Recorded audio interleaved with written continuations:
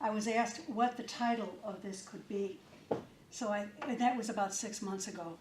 So I made up something about experiencing Christmas in Hinsdale, Illinois, USA, 2015.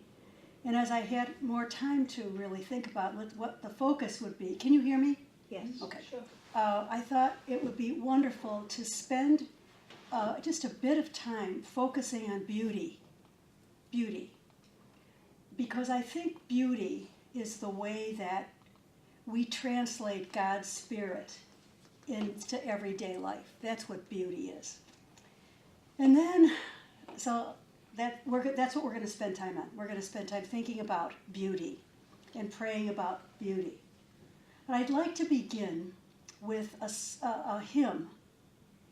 And you have the words. It's called Pax Amor Christi, Peace and Love of Christ. And we're beginning this because in our world, we have a couple of things going on right now. We have the Paris 2012-2015 conference on the environment, about Mother Earth. And in the midst of all of that, we've had the dreadfulness of, now we have to add San Bernardino to the list, and yesterday we added London to the list. And there was a stabbing in the subway in London yesterday. And a couple weeks before that, we have Paris, we have Lebanon, we have yada, yada, yada. So I would just invite you to just really place yourselves more intimately in God's presence as we begin with this hymn. And I gave you the words so that you could really even take it home and pray it as a prayer. The words Pax Amor Christi means the peace and the love of Christ. So that's what we're praying about. And it's a good introduction into beauty. The refrain, as you can see, is Pax Amor Christi. And if you decide that you want to hum along or sing the refrain, that would be lovely. So let us pray.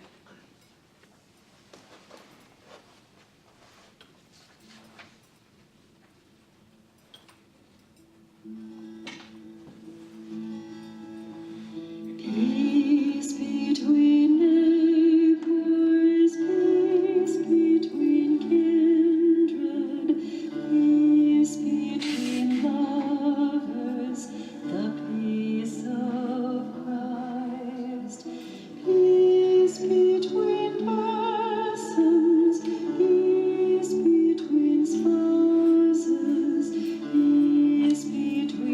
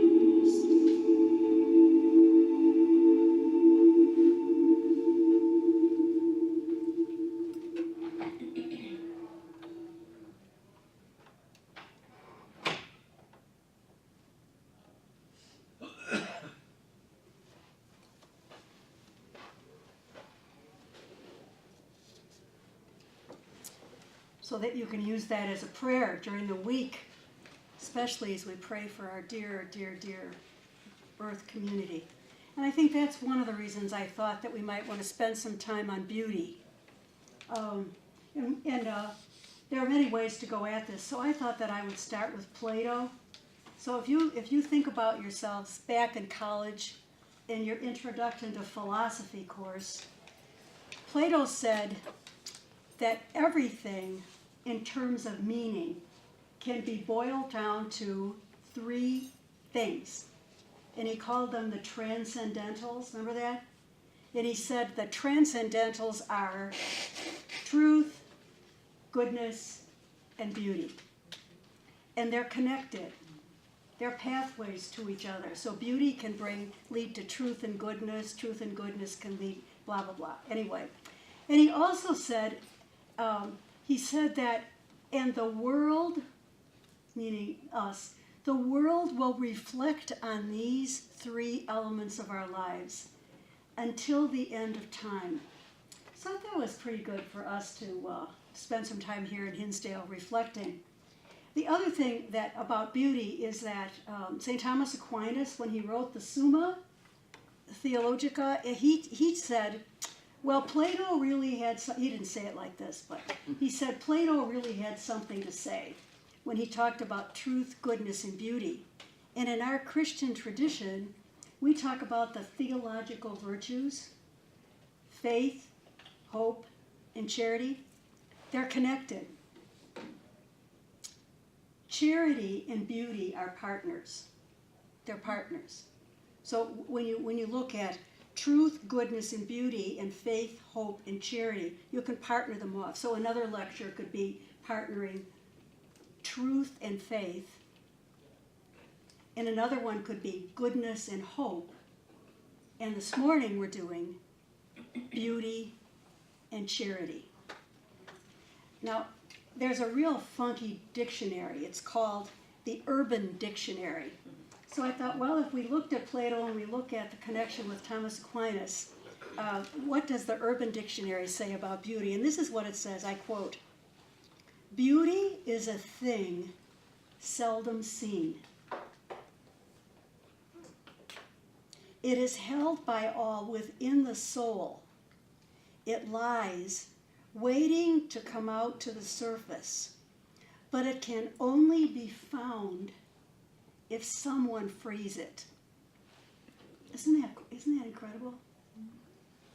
Beauty is a thing seldom seen. It is held by all within the soul. It lies waiting to come out to the surface, but it can only be found if someone frees it. So for us, this little remnant of the village of Hinsdale, the city of Hinsdale, this is the challenge and the invitation of Christmas 2015, to find something or someone beautiful and free it. And this is really what I want to talk about and further, and to find some examples. Another way to say it, when we truly experience beauty, so get in touch with some when you've said, "Oh, it is so beautiful," with your heart and with your soul, not just with words. Think of something that just you remember is so beautiful. I think the name of your church, the name of your parish, is a perfect example for uncovering and transmitting beauty. Because the Greek word for grace is charis. A person who is graced by God is in the Greek, it's called, that person is charismatic. It has that person has energy, so that when you leave prayer in this extraordinary community, what you hope happens is you are a graced person giving what you have received when you're together in this community and when you're together in prayer, fellowship and prayer, and you give it. That's why we are in prayer. And that's why sometimes we look at parishes and we say, this place is broken. You know when a parish is broken, don't you? Because there's not the interaction, we're not leading each other to God and to a fuller community. So you have a responsibility as well as a blessing, because you're from grace. So grace at Christmas is an invitation to unleash, free up beauty for another. Okay, so think about something that for you is beautiful. And a way that we can say beauty is that beauty, when you experience it, gives energy, hope, solace, life. It connects us with something bigger than ourselves, with the cosmos and with God. Oftentimes people will say, when I'm at a symphony, something is just unleashed inside my something in there. We call that our soul, or we call that God's grace, or another word for God's grace is God's energy. And we get it in us, and we just want to tell everybody about it. We want to tell her, go to that concert, go see that art exhibit, go hold the hand of that child, go hold that baby. There's something bigger than the literal that happens when we're confronted with beauty. Beauty has a subversive power. Beauty can trick us. Did you ever have something, you're just driving along, and then all of a sudden, you just see something that is so beautiful, it gets you in the throat? You know that feeling, you go, whew, or you get tears in your eyes? That's God's presence in you. That's God communicating God's life through everything that is around us. Now, I have a very favorite author, and maybe some of you have this same author. It's the German author Viktor Frankl, and he does some wonderful work on beauty. And he writes about beauty from when he was in Auschwitz during the Second World War. And I'd like to read two quotes from him, because this will help us to understand a little bit more about beauty. So this is Victor. I quote, "As the inner life of the prisoner tended to become more intense, he also experienced the beauty of art and nature as never before."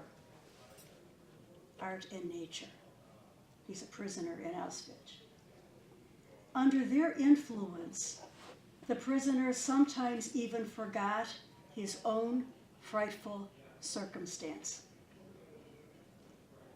If someone had seen our faces on the journey from Auschwitz to a Bavarian camp as we beheld the mountains of Salzburg with their summits glowing in the sunset through the little barred windows of the prison carriage, he would never have believed that those faces were the faces of men who have given up all hope of life and liberty.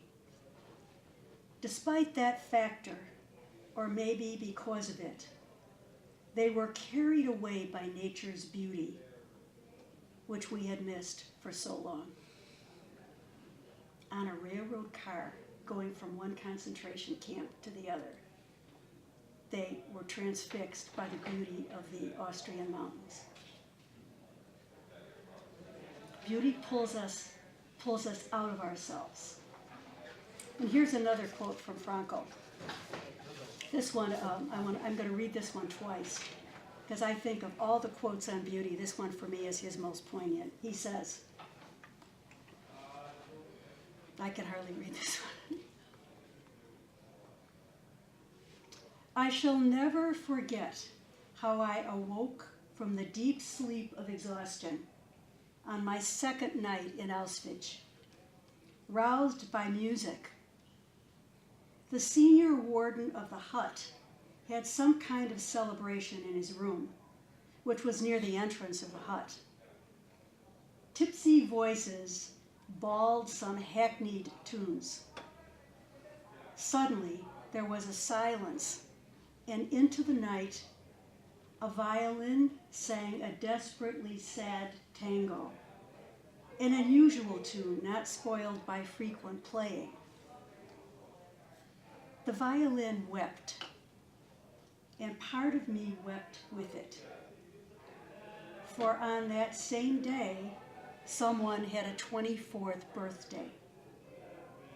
That someone lay in another part of the Auschwitz camp, possibly only a few hundred or 1,000 yards away from me, and yet completely out of reach. That someone was my wife.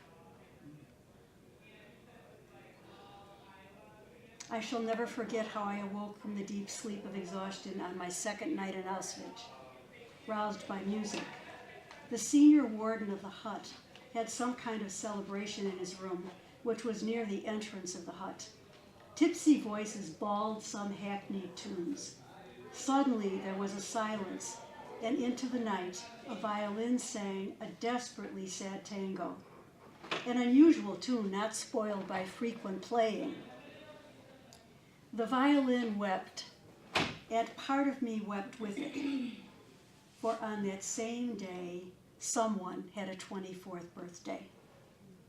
That someone lay in another part of the Auschwitz camp, possibly only a few hundred or 1,000 yards away from me, and yet completely out of reach.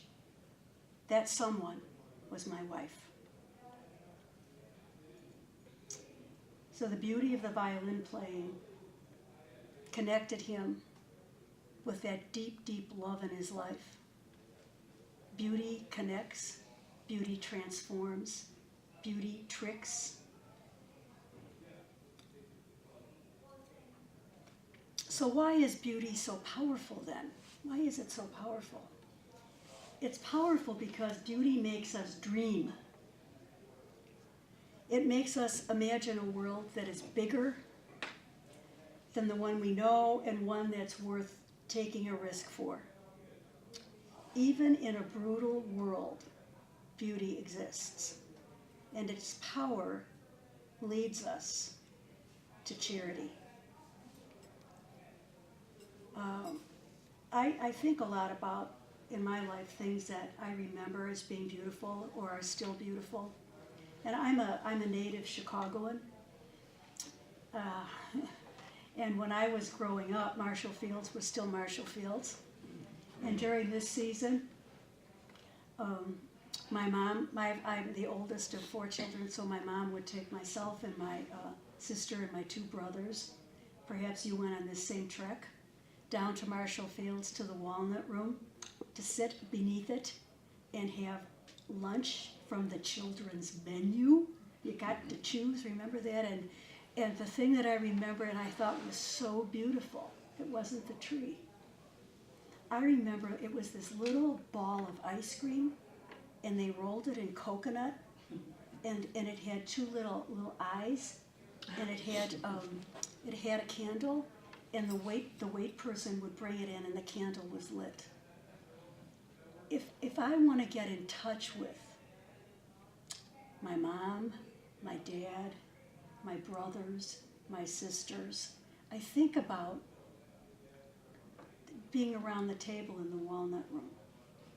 That beauty brings back the experience. Another thing that might be very, very, very beautiful to me is I had the wonderful experience of living in France for 3 years, just recently, and I was in a small town named Le Puy-en-Velay, and it's in the Auvergne region, which is a region of France that's essentially mostly farms. However, it's a place of pilgrimage, and it's been a place of pilgrimage since the Druids built a shrine on top of one of the puys. A puy is a volcanic outcropping that looks like a huge volcanic mountain, and on top of it is a shrine. And the Christians came and built a cathedral on top of one of the puys. So when you come out the cathedral door, and it's way, way, way, way high up, way high up. So you come out the cathedral door, and the cathedral door itself is in an arched entranceway about 2 stories high. So you stand on the cathedral steps through the archway, down the medieval road, Rue de Table, and if you look down, you see cobblestones and stores. But if you look out, you see miles and miles of French countryside. So it's the combination of people in city and village and God's great expanse. When I experience that entranceway, something inside of my soul goes, that kind of fullness. So the invitation for us in Hinsdale, and I'll do it from Burr Ridge, but the invitation for us in Hinsdale is to try to get in touch with that which is so beautiful to us and share the beauty. And we do that oftentimes through storytelling. So where do we find places to tell stories? Well, we find places to tell stories when we invite somebody to have a cup of tea with us or a cup of coffee with us. We find places to tell stories when we might go visit a neighbor. We find a place to tell stories when we're on the phone, if it's a long distance conversation. We find a place to tell stories when our families are gathered. We find a place to tell stories when we pray. We can tell our stories to God. And we can say to God, boy, I remember when my husband was really, really alive and vibrant. We had such extraordinary times. And tell God about that. Teresa of Avila said that's what prayer is. Prayer is a conversation with a God who knows and loves us. So at this time, it's very important at Christmas to not only look at the past that's beautiful, but I would invite you, maybe you don't have a whole big Christmas tree, but maybe you've got 3 Christmas trees, or maybe you've got a centerpiece someplace, or you've got a den that's decorated. I would invite you to sit alone or with your family and turn the lights on, Christmas lights, and put some good music on. I don't know what good is, that's a relative term. Put some good music on and just kind of sit with each other. Now, if you have teenage children, they'll think you're crazy. But you know what? It's the stuff of craziness that memories are made. I used to be so embarrassed that when we would sit down at the dinner table, if the phone rang, either my mom or my dad would say, "I'm sorry, Carol can't come to the phone right now. She's having dinner." Dad! Now I think about that and think, that was really cool. If I had kids, I'd do the same thing. Because it was that one moment when we could hold on to that time when the family was together undisturbed. So find a time with yourself, with your family, with a friend or friends, where you can sit together and experience that which is beautiful, so that you can help someone else connect and find beauty. I'm going to make a huge, if you, on the internet, there is a whole series of lectures that are called TED Talks, TED, capital T, capital E, capital D. I want to show you a piece of a TED Talk that's on beauty and gratitude, or beauty in charity. And it's a little girl, and then it's an older man. And they're talking about beauty. So let's quickly look at this. It's about 6-7 minutes long because we have to go to church, I know. We could talk about this for a while. So I just turn on.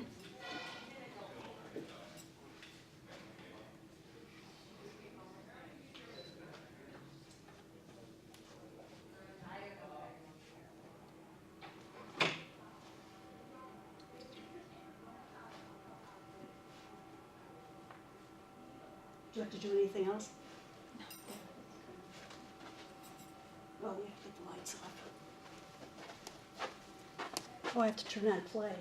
That would help, wouldn't it? It should be all set up.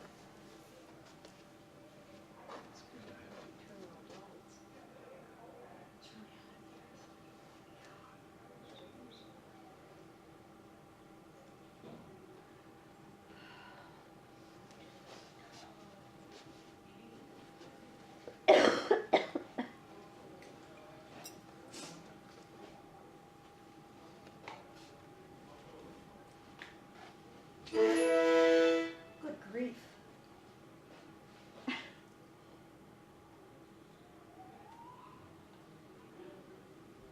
Of that world.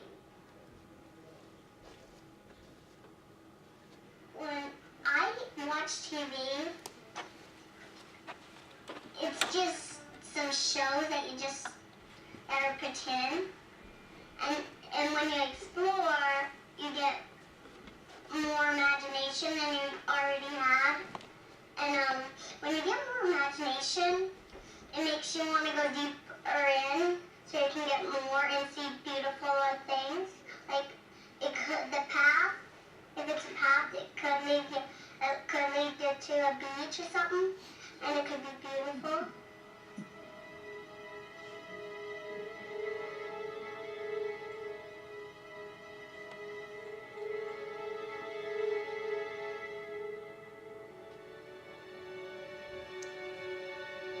Can I get rid of that bottom stuff? Okay.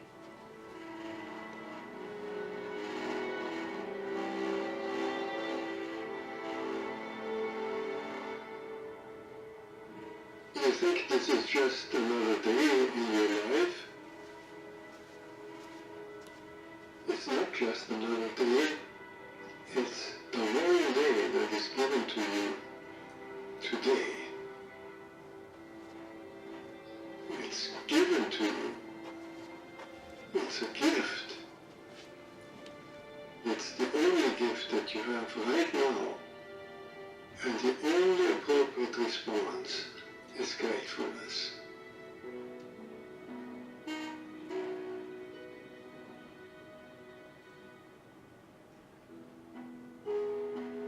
If you do nothing else but to cultivate that response to the great gift that this unique day is, if you learn to respond as if it were the first day in your life and the very last day, then you will have spent this day very well. Begin by opening your eyes and be surprised that you have eyes you can open. That incredible array of colors that is constantly offered to us for pure enjoyment.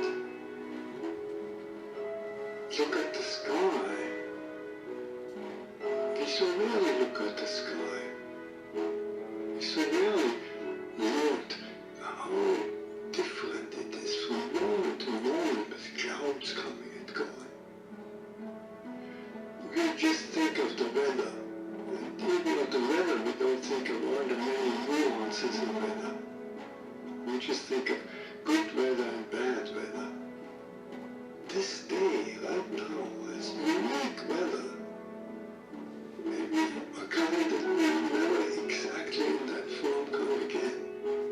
The formation of clouds in the sky will never be the same that is right now. Open your eyes, look at that.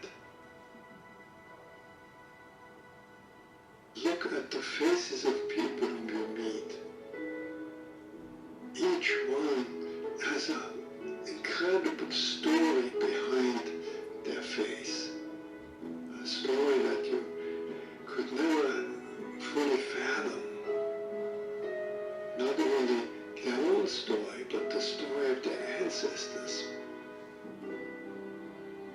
We all go back so far. And in this present moment, on this day, all the people you meet, all that life from generations and from so many places all over the world, flows together and meets you here like a life-giving water if you only open your heart and drink.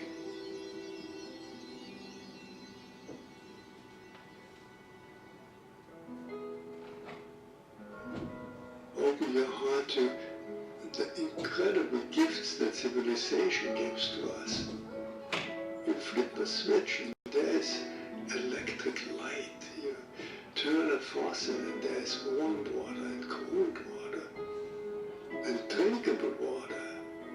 It's a gift that millions and millions in the world will never experience. So these are just a few of an enormous number of gifts to which we can open your heart. And so I wish you that you will open your heart to all these blessings and let them flow through you, that everyone who you will meet on this day will be blessed by you. Just by your eyes, by your smile, by your touch,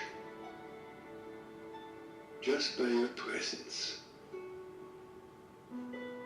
Let the gratefulness overflow into blessing all around you.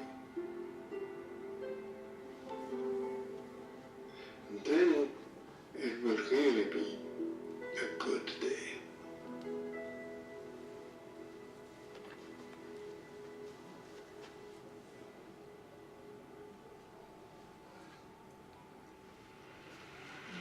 Thank you. Thank you very much.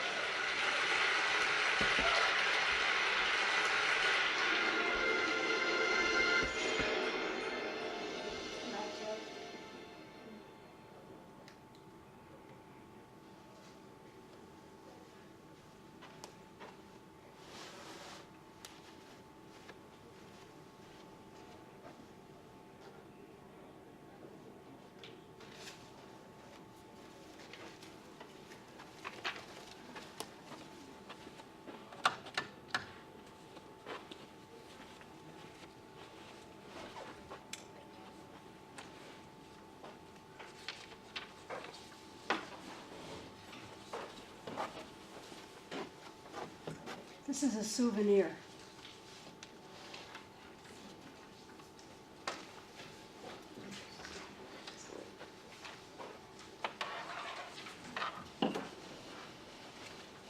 So this would be a rest of a possibility of a Advent resolution. You've heard some insights into the experience of beauty. You've heard a little girl, isn't she cute? And even picking her nose, didn't she?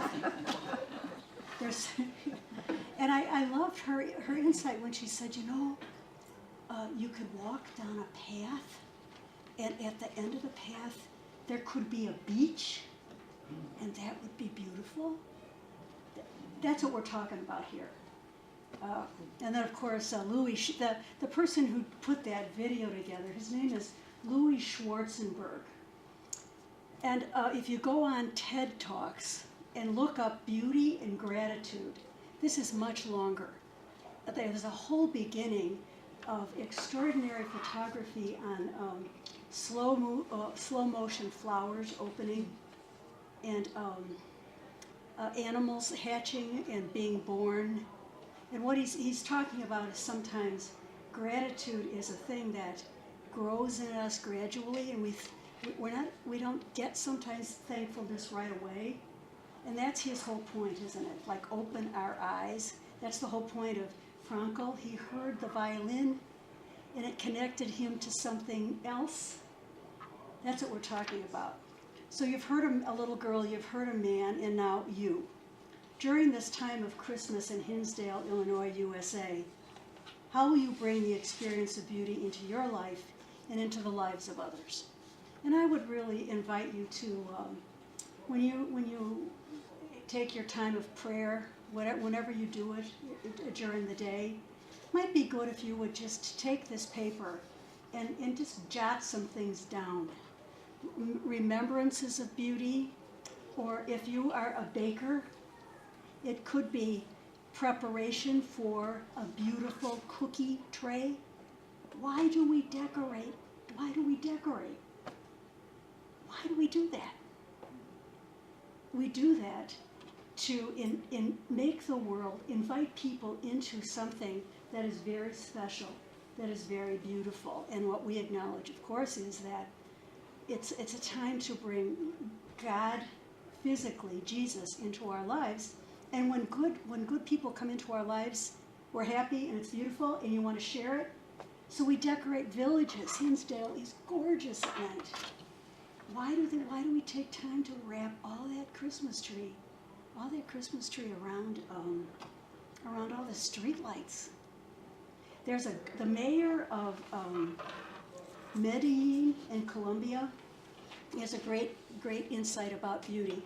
Medellin in Colombia has a whole section. It's the largest area of slums in the city of Colombia, in the country of Colombia. And barrio after barrio after barrio has no running water, and they have very few permanent structures. So the mayor of Medellin about 4 years ago was asked, why are they building new buildings in the slums? And he said,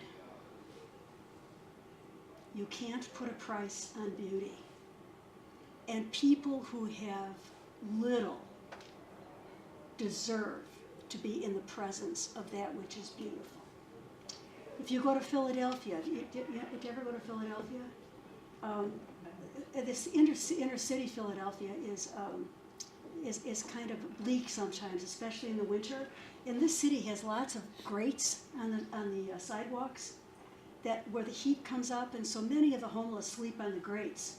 And a group in Philadelphia about 10 years ago started a project called the Mural Project.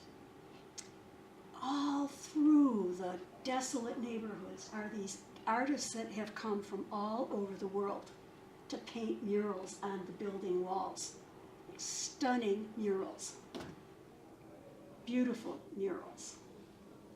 Chicago has a history of spending money on the common folk. The Burnham Plan in Chicago took the lakefront and said, this is for the people.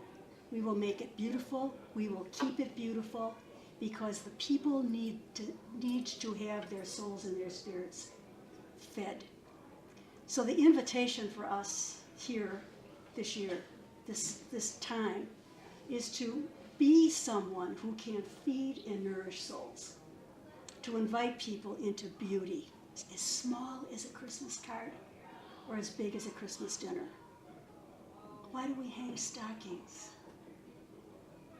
Why do you embroider? Some families have this tradition of grandmas making, or grandpas too actually, making stockings for their grandchildren, and they're sequined in there.